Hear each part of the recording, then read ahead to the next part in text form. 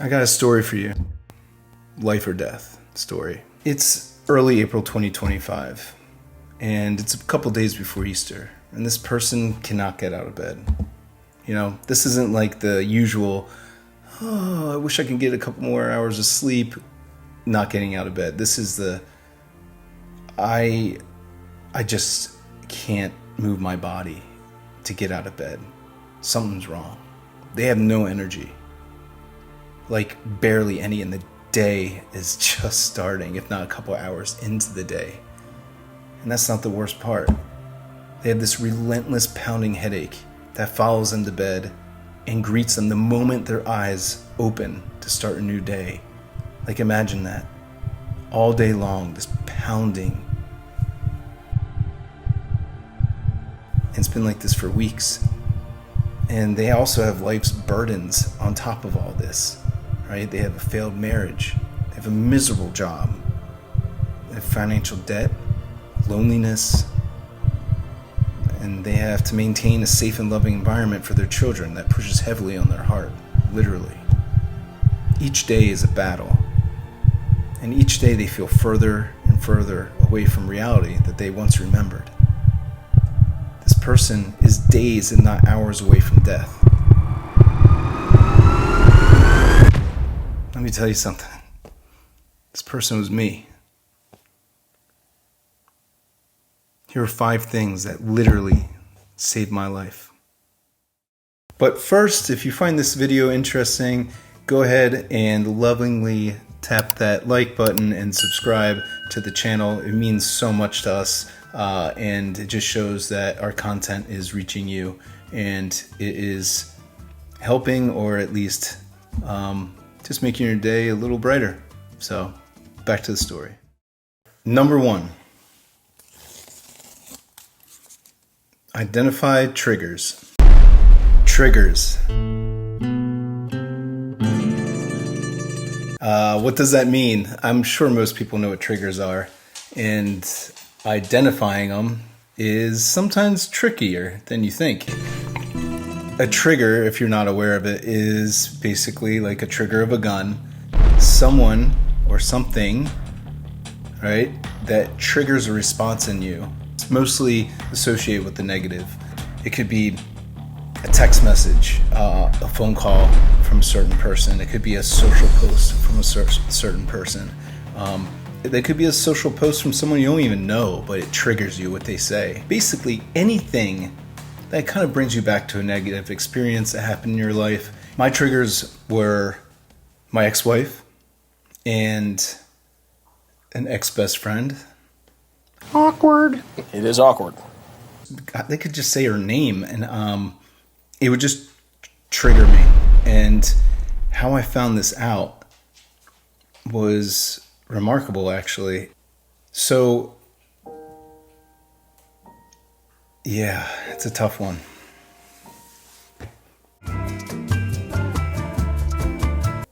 I was in the hospital. I had a pulmonary embolism, which is a blood clot. And at first they thought I had a heart attack. And I had some damage to my heart, but that was not the case. And I've noticed anytime my ex sent me a text, my pulse would skyrocket, and I could feel it and I could see it, and it was dangerously high. That triggered me, and I always knew those things were stressful, but I didn't know it was that stressful. I didn't know I had that much of an impact on me. I was letting them kill me, to be frank about it. I was allowing those triggers to shoot me. And it was eye-opening.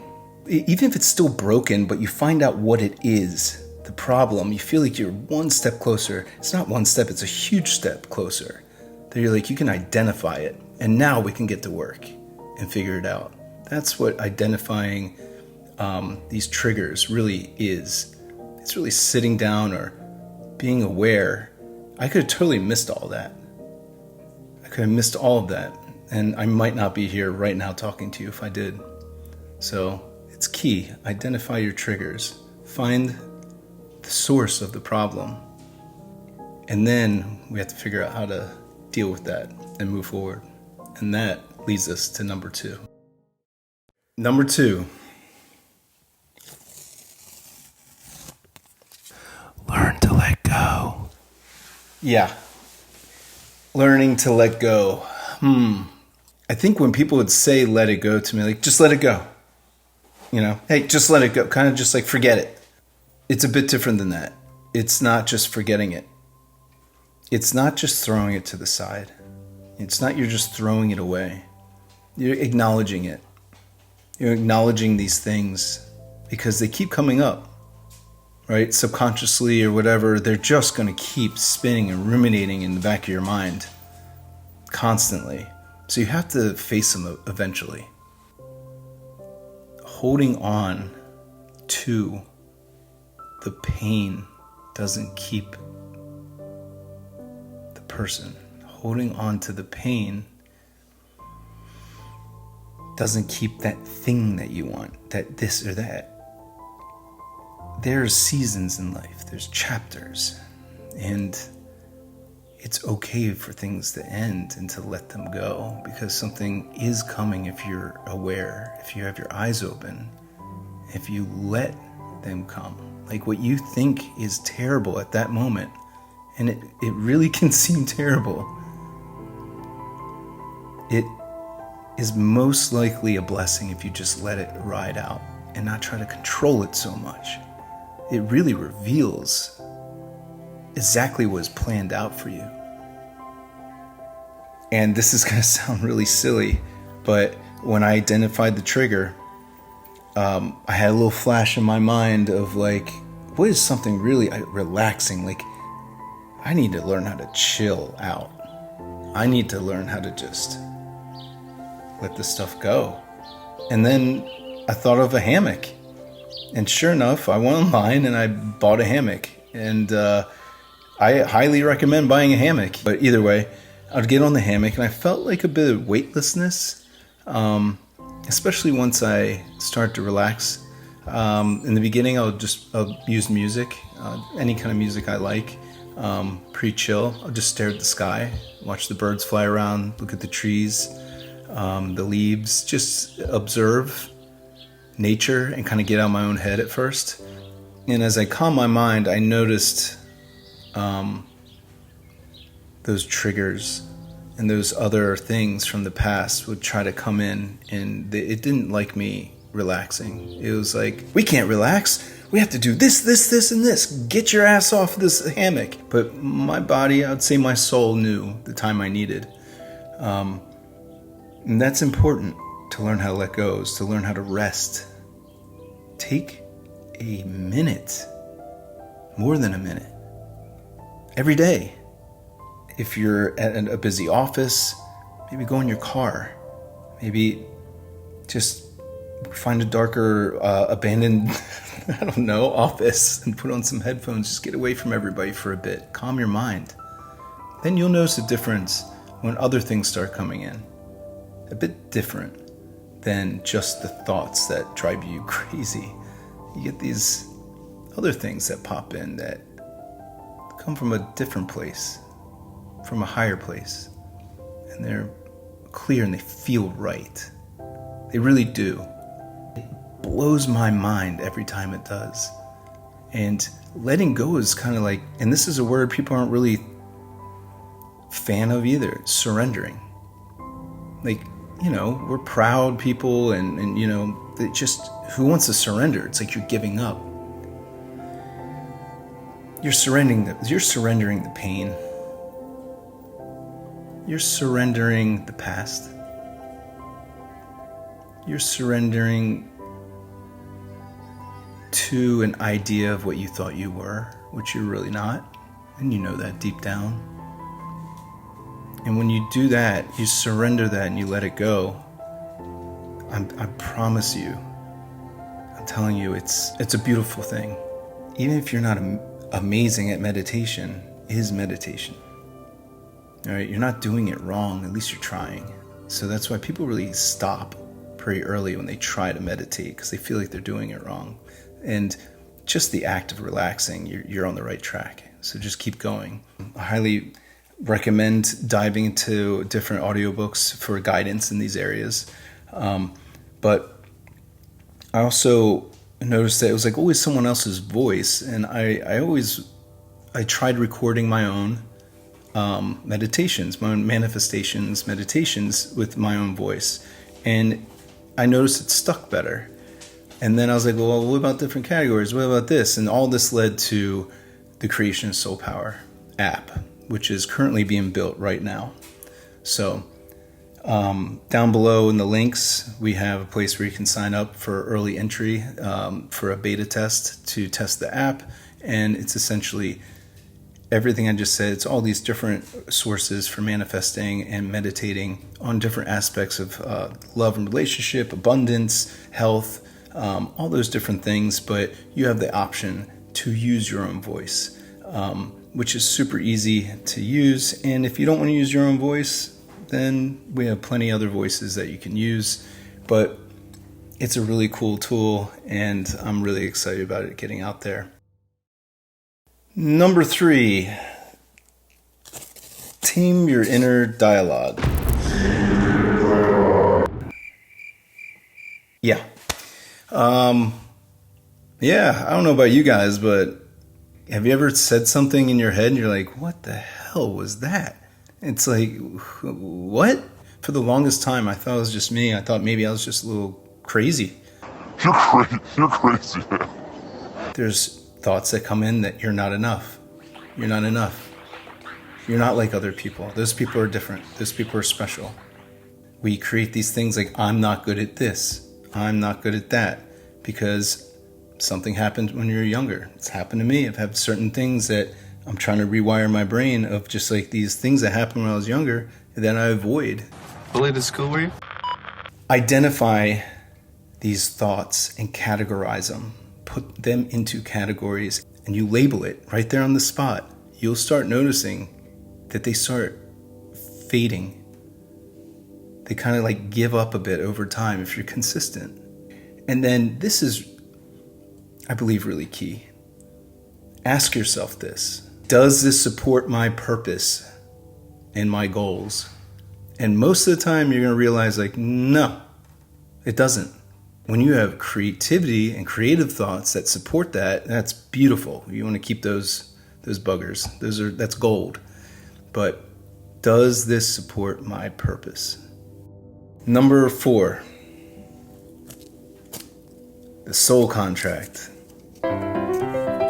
This one's a bit woo-woo, to be honest. But whatever, just go with it. Just see where it lands with you. I came across some information that this might not be the first time I've been in this situation with my ex-wife and other people that are my triggers in this life. I accepted and believed that this wasn't the first time that I was in this situation. Like, this is a test.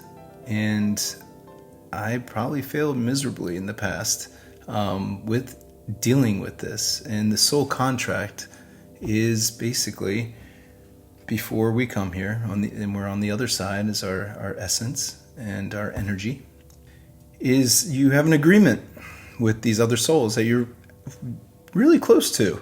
And the agreement is, hey, your soul needs to learn this, right? That's why you're going there. So there's a protagonist, antagonist, and they help each other, and it doesn't seem like they are in human form. It seems like this person's just a giant pain in my ass. And then I guess if you think about that too much, you might get hemorrhoids. But Anyway, don't want to manifest that. Moving on. But yeah, a soul contract. It's it made sense when I thought about it. It's like I pictured this. When I finally pass and cross over, I pictured running into my ex-wife and other people and us and being like, wow, we did it. You know? We did it. This is something I really needed to learn and something you needed to learn. and we finally made the right choices this time around. And something in that thought, it keeps me on check here. And it really keeps things in perspective for me. I even also think about, like, if there's a life review once I pass. It's like, here's all the negative things you did, and here's all the positive. And by the way, those negative things, you did agree you had to do that, even though it really seemed out of character for you, and it bothers you to this day. You realize that was something that you did a soul contract to do. But I really tried to be really the best person I can possibly be and be kind to other people, because once I passed, just the thought of sitting there and watching myself being unkind or negative to other people and feeling their pain, because you can feel their pain at the same time and see from their perspective, which is again another woo-woo thing, but just the idea of that happening is something I'd rather have a review and have mostly good things that I'm reviewing, and I remember that was really kind. And it's just the smallest things that you just have no idea how big of an effect it can be in a positive way. So yes, soul contract, if you're open to it, it actually does help if that's something that that you could be into or not. Number 5, reset. Yep. Turning a negative into a positive. Something happened one night and it changed everything. I got news about my divorce that we weren't divorced yet. It was kind of like the nail in the coffin of any hope of us getting back together and kind of try to figure things out. And so I went to the gas station after that, and I was processing everything, and I was crushed. It was a low moment, a very low moment. And as I was parked there in my nice vehicle, I look over and there's an older car. And in that vehicle was a young mother with the car was full of clothes, and it looked like they were living out of the car, and she had a baby in the back seat. And she was like trying to charge something on the side of the gas station. Like it looked like a very old iPad or something. And it was sobering for me. I was like sitting there, I got out of the car and walked by, and I was like, yeah, I just got devastating news, but this young mother is by herself trying to survive and living out of a vehicle. And here I am, I have a house, I have a car, and I'm sitting there crying over something like this. And it meant a lot to me, but the comparison was sobering. So I went into the store and I got what I need to get, and I something just came over me, and I got $20 cash back. So when I was walking back to the car, and I was walking by her car, I walked up and I said, excuse me, and she put down the window a little bit. She was hesitant, which is understanding. And I was like, this is really odd, but I had like a terrible night, and could you help me by accepting this $20? Because by accepting this $20, by giving this to you, you would be helping me feel better. It would mean so much to me. And she was like, okay. Like, she was pretty hesitant, and I gave her the $20, and then I got in my car, and it did make me feel better. And I'm sure I hope it made her feel better. Yeah, she got money, but how I worded it, and it just came out of me, and it was the truth. It was like, by accepting this from me, you'll be making me so happy. And it did. And the reality is, it lasted for like 2 hours, but it was amazing to me, the flip, the reset. It was like a flip, and blew me away. Like, love wins. Love always wins. It's more powerful than the negative. It really is. And what came out of that is I was like, oh, how do I keep doing this? Like, I want to keep doing this, right? Not only when I'm like kind of down, like I kind of like complimenting people. I like making people happier. There's enough negativity in the news and around the world and all this stuff, and all that stuff is real, but at the same time, it's dark. I just want to bring some more light into this.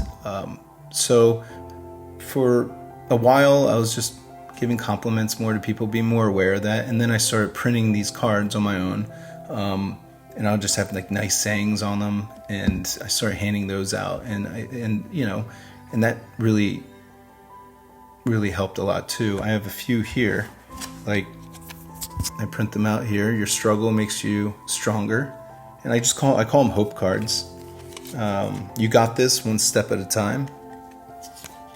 You make the world a brighter place. You're beautiful. I have a whole bunch of different ones that I hand out to people, and yeah, it's made a huge difference. And I have a website where if someone gets a card, it says how this make you feel, so I can kind of get a little feedback. And I've been brought to tears a few times of the kind things that people wrote, and in the email they sent me of how the card, that simple gesture, made them feel.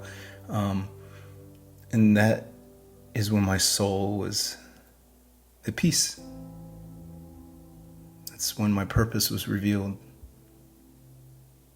It's when my goals changed. All of a sudden, owning all these fancy things and all the things I thought were really important, like it's kind of like I woke up. They weren't as important at all. It was a beautiful thing.